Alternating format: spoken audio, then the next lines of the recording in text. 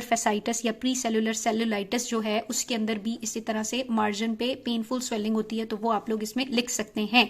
Next condition जो आपसे पूछी हुई थी वो ब्लेफराइटिस के बारे में क्वेश्चन था। सॉरी, मुझे लगता है मैंने आपसे क्वेश्चन डिस्कस नहीं किए। अच्छा, नेक्स्ट क्वेश्चन जो है वो हाइड्रोलम एक्सटर्नम का यही था ना, a young girl is presented, या मुझे लगता है कर लिए थे, बल्कि कर लिए थे क्वेश्चन, सॉरी। ठीक है, ब्लेफराइटिस के बारे में सिंपल सा क्वेश्चन था। उन्होंने कहा था कि ब्लेफराइटिस को, व्हाट इज ब्लेफराइटिस, कैसे ट्रीट होता है और क्या कॉम्प्लिकेशंस है। सो ब्लेफराइटिस के बारे में आपने बताना है, ये एक सब एक्यूट या क्रॉनिक इन्फ्लेमेशन है आईलिड के मार्जिन की। ब्लेफराइटिस की ना बेटे दो टाइप्स होती हैं।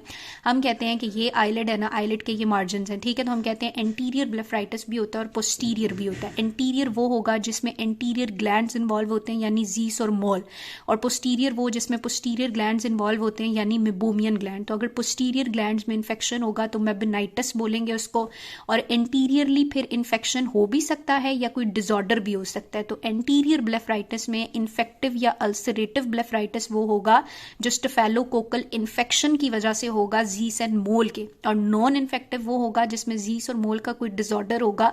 ये एसोसिएटेड होते हैं सिबोरिक डर्माटाइटिस या एट्रोफिक डर्माटाइटिस के साथ। ठीक है, सो लिड मार्जिन का इन्फ्लेमेशन हुई हुई होगी तो दैट इज ब्लेफराइटिस, और ये इंटीरियर और पोस्टीरियर हो सकता है। पोस्टीरियर मेबोमियन की वजह से, और interior can either be infective और नॉन इन्फेक्टिव, दोनों में जीस और मोल इन्वॉल्व है। यहाँ पे जीस एंड मोल का इन्फेक्शन होगा, यहाँ पे वो किसी भी डिसऑर्डर के साथ एसोसिएटेड होंगे। ठीक है, अब फिर उसने कहा ब्लेफराइटिस का ट्रीटमेंट बताएं।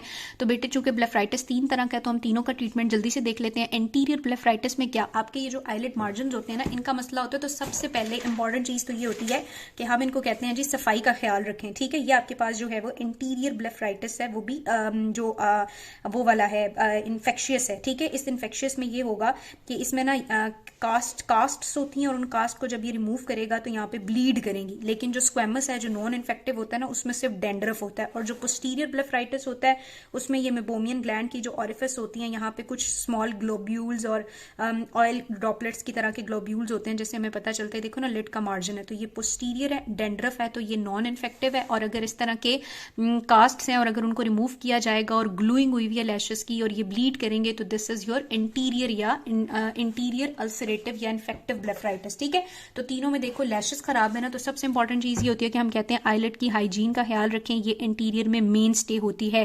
साथ में एंटीबायोटिक ऑइंटमेंट यानी कि सोडियम फ्लूसिडिक एसिड वगैरह हम दे सकते हैं, टॉपिकल स्टेरॉइड फ्लोरोमेथलॉन दे सकते हैं, और साथ में आर्टिफिशियल टीयर्स देते हैं ताकि आंख के अंदर बहुत ड्राइनेस ना हो। अगर हम पोस्टीरियर ब्लेफराइटिस की बात करेंगे, सॉरी एंटीरियर नॉन इन्फेक्टिव की, तो उसमें भी आईलिड हाइजीन क्योंकि इन्फेक्शन नहीं है, लेकिन साथ एंटीबायोटिक ड्रॉपलेट और स्टेरॉइड देंगे, और अगर स्पेशली वो सिबोरिक डर्माटाइटिस है तो सेलेनियम सल्फाइड भी दे सकते हैं।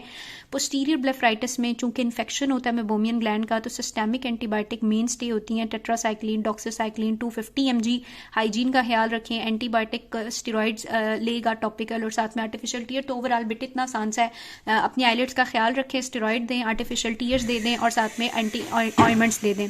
अगर ये जो ब्लेफराइटिस है इसको ट्रीट ना किया गया तो ये कौन कौन से मसले कर सकता है। तो ये जो लिड के मार्जिन खराब हैं, अगर इनको ट्रीट ना किया गया तो क्या होगा, आईलिड की जो लैशेज हैं वो मिसडायरेक्ट हो जाएंगी, जिसको ट्राइकिएसिस कहते हैं, या आई लैशेज गिरना शुरू हो जाएंगी जिसको मेडोरसिस कहते हैं, या उनका कलर खराब हो जाएगा जिसको पॉलियोसिस कहते हैं, या आईलिड ड्रूप कर जाएगी जिसको टॉसिस कहते हैं। यही इन्फेक्शन अगर कंजक्टिवा में चला गया तो बैक्टीरियल कंजक्टिवाइटिस या पेपिलरी कंजक्टिवाइटिस कॉज कर सकता है, और कॉर्निया को अगर इन्फेक्ट करेगा तो पंक्टुएट केराटाइटिस, मार्जिनल केराटाइटिस, टीएफएम को खराब कर देगा, इंस्टेबिलिटी या पंक्टुएट एपिथेलोपैथी कर सकता है।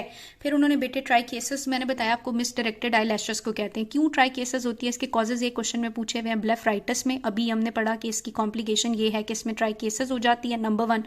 नंबर 2 ये कि कोई भी आईलिड मार्जिन की इंजरी होगी तो लैशेज ज़ाहिर है इधर उधर अंदर या बाहर हो जाएंगी। ट्राइकोमा, अभी आप आगे कंजक्टिवाइटिस वाले चैप्टर में आप लोगों ने पढ़ा हुआ होगा, ट्राइकोमा के अंदर जो है ट्राइकेसिस हो जाती है, केमिकली बर्न्स होंगे तो उनके केस में भी लैशेज की डायरेक्शन खराब हो जाती है, या जो इंट्रोपियोन होता है उसमें भी लैशेज इनवर्ट चली जाती हैं और जाके आपके कंजक्टिवा को बहुत ज्यादा इरिटेट करती हैं। तो this is all about till now कि हमने ट्राइकेसिस के कॉजेस, अगेन क्या कॉजेस हैं इसके, ब्लेफराइटिस, इंजरीज, ट्राइकोमा, केमिकल बर्न या एंट्रोपियोन। उसके बाद कॉम्प्लिकेशन इसकी क्या है, तो कुछ भी लिख दो, ट्राइकेसिस, कंजक्टिवाइटिस, केराटाइटिस, इनफ है। कैसे इसको ट्रीट करना है हमने ब्लेफराइटिस को, तो बस हाईलाइट हाइजीन का ख्याल रखें, टॉपिकल स्टेरॉइड, आर्टिफिशियल टीयर और एंटीबायोटिक ऑइंटमेंट दे दें। मैंने वैसे अलग लिखा है लेकिन ठीक है।